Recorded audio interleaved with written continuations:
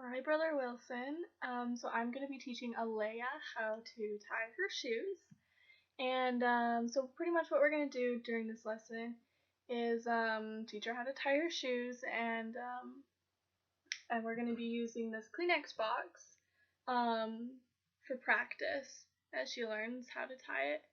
And then after she has accomplished tying it with this practice box, then I'm gonna have her tie her own real shoes, or if she doesn't have any, she can tie mine, just so she has practice tying a real shoe and not just a box. And then after that, we are gonna go outside, or depending on the weather, we can just do this inside. Have a race, or maybe play tag, or play a similar game that she really likes to do. She really enjoys. So she can test out her newly tied shoes that she tied herself. And then we're going to come back in, and if she wants to do more tying and tie more things, then we can have her do that. She can practice a few more times on the shoe or on the Kleenex box. And if she still wants to do more things with her hands, I can teach her how to do the cat cradle, and that's just with this string. And that would be pretty fun if she wants to do that. So to get started, I'll pick her up in your office or by your office, and then I will have her pick any room in the whole building that she wants to work in.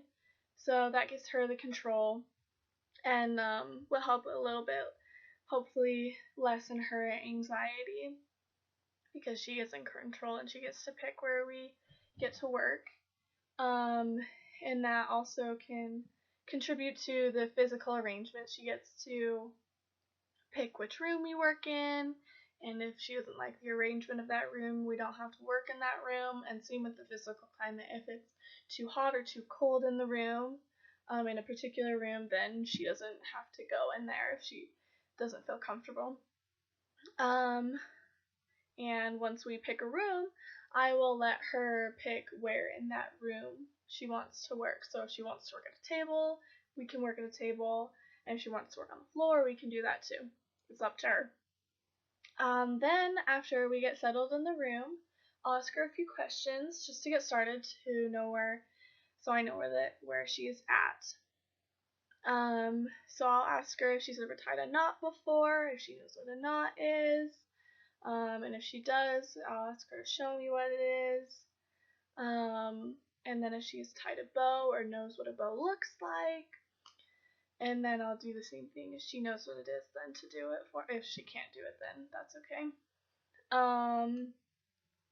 And then if she doesn't know how to do either of those, then I can show her how to tie a knot or tie a bow.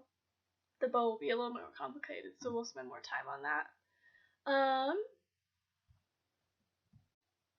Then I will ask her why she would ever need to know how to tie a knot or how to tie a bow, and we can go over the many reasons I am sure she will come up with for needing to know how to tie a knot or tie a bow. And hopefully tying your shoe will be part of her schema in that one, and she knows that she needs to tie a bow in order to tie her shoe, or tie a knot to tie her shoe.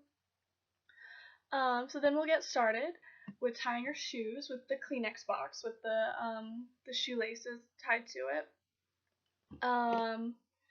And this is just kind of be sort of a prototype for a shoe, and I'll be wearing lace-up shoes, so that'll be more of a prototype for her. And with her older siblings and everything, she knows what a lace-up shoe looks like.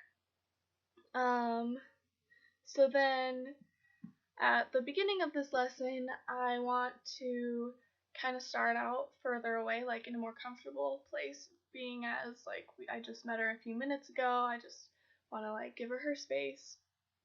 And then as the lesson grows more and she becomes more comfortable with me, I want to lessen my proximity, and I want to become closer, physically closer, and just kind of see how she reacts to that, and with her anxiety. And if it grows, then I'll back up a little bit, and if she's fine, then that's great.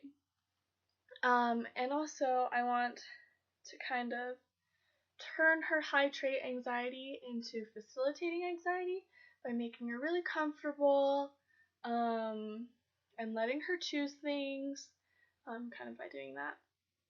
And so I want her to have high self-efficacy, with tying her shoes, and also that will create high self-esteem.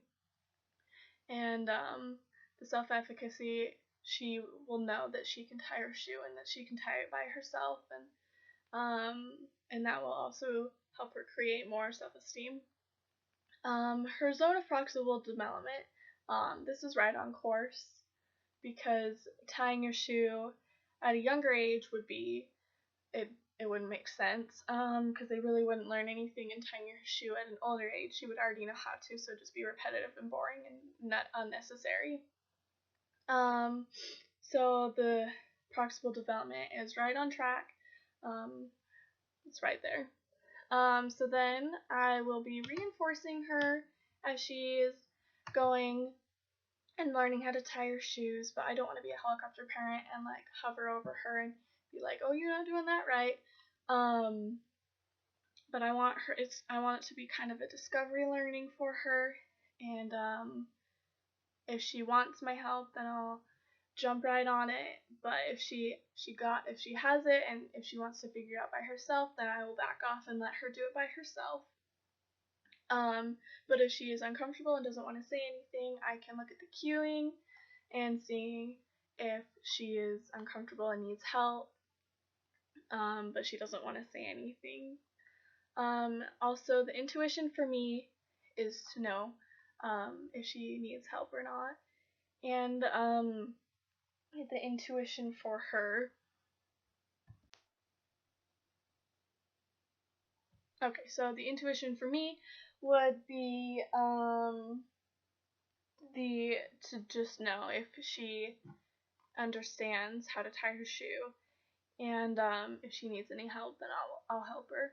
And the intuition for her would be like, if she picks it up right away, she doesn't need my help, she's got it, she's amazing at it.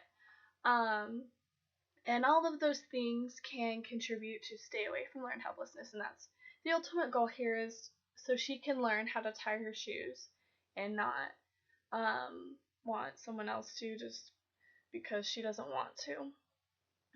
So she feels accomplished and wants to all the time. So for the Howard Gardner multiple intelligence theory, there's the body smarts, and this whole lesson is kind of more towards the body smarts, learning how to tie her shoes using her hands, developing those fine motor skills. And even after she's done tying her shoes, we will go outside and run around or play a game, play tag or something. And that also contributes to body smarts because she's moving around and possibly in a way she's never moved around before. And the psychomotor domain also helps a lot with that because that's movement learning. And with tying her shoes, she's learning new movements in her hands. She's moving her hands in different ways that she's never done before. So I mainly want to be using mastery learning by focusing on learning how to tie her shoes and having her give me feedback so I know what to go over a few more times. Like if she doesn't understand the first step, she needs to tie it, tie the little knot before she needs to move on to the bow, then I can go over that. Or if she has any other questions beyond those steps, then we'll just go over that so she can know how to tie her shoes inside and out. And I'm gonna try to use phatic communication when she does a good job. So like not saying a good job and just trying to make her feel accomplished, but not in my eyes, make her feel accomplished and not having me as the standard for that. And so hopefully tying her shoes after this lesson will become part of her schema for the rest of her life. That is the goal. She may need more practice after this. It does take a few times.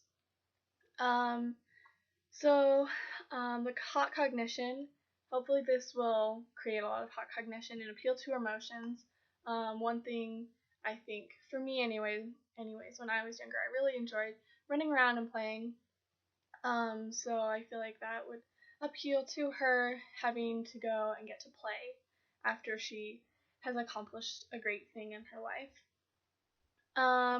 And also during this lesson, if she starts to feel awkward, she might feel like there could be an imaginary audience watching her, and that could cause more anxiety with her as well doing that. So I'll just have to pay attention and to her cueing and just watch and see if she's doing okay or not. And that is all. That's my lesson. Let me know if you have any questions. Thank you.